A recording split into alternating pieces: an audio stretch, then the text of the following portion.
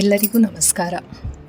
ವಿಶ್ವವನ್ನೇ ನಡುಗಿಸುತ್ತಿರುವ Iran ಮತ್ತು America ನಡುವಿನ ಯುದ್ಧದ ಬಗ್ಗೆ ನಿಮಗೆಲ್ಲ ತಿಳಿದೇ ಇದೆ.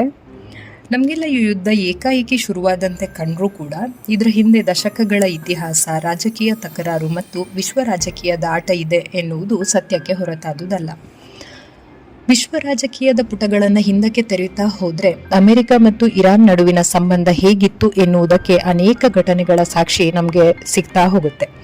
ಹಾಗಾದ್ರೆ ಇರಾನ್ ಮತ್ತು ಅಮೆರಿಕ ನಡುವೆ ವೈಮನಸ್ಸು ಬೆಳೆಯಲು ಕಾರಣವಾದ ಅಂಶಗಳೇನು ಎನ್ನುವುದನ್ನು ಇವತ್ತಿನ ವಿಡಿಯೋದಲ್ಲಿ ಸಂಕ್ಷಿಪ್ತವಾಗಿ ತಿಳಿದುಕೊಳ್ಳೋಣ. ಮೊದಲನೆಯದಾಗಿ 1953ರಲ್ಲಿ ಪ್ರಜಾಪ್ರಭುತ್ವಬದ್ಧವಾಗಿ ಆಯ್ಕೆಯಾಗಿದ್ದ ಇರಾನ್ನ ಅಂದಿನ ಪ್ರಧಾನಿ ಮೊಹಮ್ಮದ್ ಮೊಸದ್ದೇಗ್ ಅವರು ಬ್ರಿಟಿಷ್ ತೈಲ ಕಂಪನಿಗಳನ್ನು ರಾಷ್ಟ್ರೀಕರಣಗೊಳಿಸುತ್ತಾರೆ. ಇದಕ್ಕೆ ಪ್ರತೀಕಾರವಾಗಿ ಅಮೆರಿಕದ ಸಿಐಎ ಮತ್ತು ಬ್ರಿಟನ್ ಸೇರಿ ಇರಾನ್ನಲ್ಲಿ ಆಪರೇಷನ್ ಅಜಾಕ್ಸ್ ಮೂಲಕ ಅಂದಿನ ಪ್ರಧಾನಿ ಮೊಹಮ್ಮದ್ ಮೊಸದ್ದೇಗ್ ಅವರನ್ನು ಅಧಿಕಾರದಿಂದ ಕೆಳಗಿಳಿಸಿ ಶಾ ಮೊಹಮ್ಮದ್ ರೇಜಾ ಪಹ್ಲವ್ ಇವರಿಗೆ ಸಂಪೂರ್ಣ ಅಧಿಕಾರ ನೀಡುತ್ತೆ.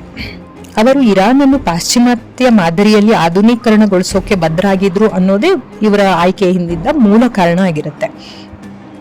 ಈ ಹಸ್ತಕ್ಷೇಪ ಹೇಗಂದ್ರೆ ಇರಾನ್ನಲ್ಲಿ ಅಮೆರಿಕ ವಿರೋಧಿ ಭಾವನೆಗೆ ಕಾರಣವಾಗುತ್ತೆ ಹಾಗೂ ಇದು 1979ರ ಇರಾನ್ ಕ್ರಾಂತಿಗೆ ಅಡಿಪಾಯ ಹಾಕಿದ ಹಾಗಾಗುತ್ತೆ. ಹಾಗಾದರೆ 1979ರ ಇರಾನ್ ಕ್ರಾಂತಿ ಬಗ್ಗೆ ತಿಳ್ಕೊಳ್ಳೋದಂತಾದ್ರೆ, ಶಾ ಅವರು ದೇಶವನ್ನು ವೇಗವಾಗಿ ಪಾಶ್ಚಿಮಾತ್ಯ ರೀತಿಯಲ್ಲಿ ಆಧುನೀಕರಿಸಲು ಪ್ರಯತ್ನಿಸುತ್ತಿರ್ತಾರೆ. ಇದು ಹೇಗಾಯಿತು ಅಂದ್ರೆ ಸಾಂಪ್ರದಾಯಿಕ ಮತ್ತು ಧಾರ್ಮಿಕ ವರ್ಗಗಳ ಅಸಮಾಧಾನಕ್ಕೆ ಕಾರಣವಾಗುತ್ತೆ.